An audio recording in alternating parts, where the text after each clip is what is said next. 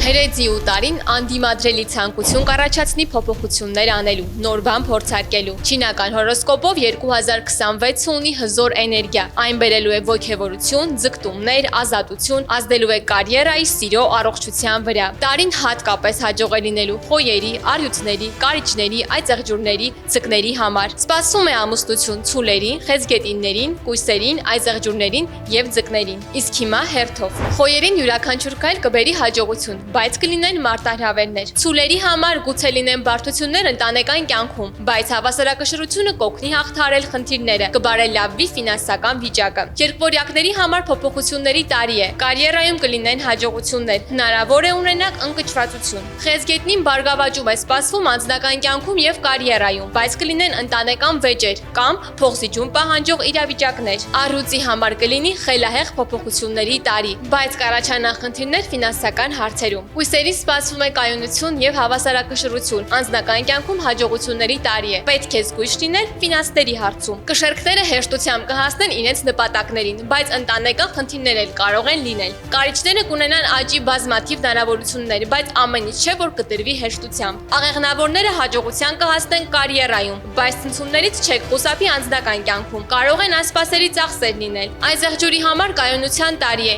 Մի անտեսեք առողջական վիճակը եւ ֆինանսները կառավարելիս զգոն եղեք։ Ջրհոսը ստիպված կլինի հաջողությունների հասնել դժվարությամբ, բայց դրանք չեն ուշանա։ Ձկների համար տարին կլինի մտավոր եւ հուզական հասունացման շրջան։ Լսեք ինտուիցիային։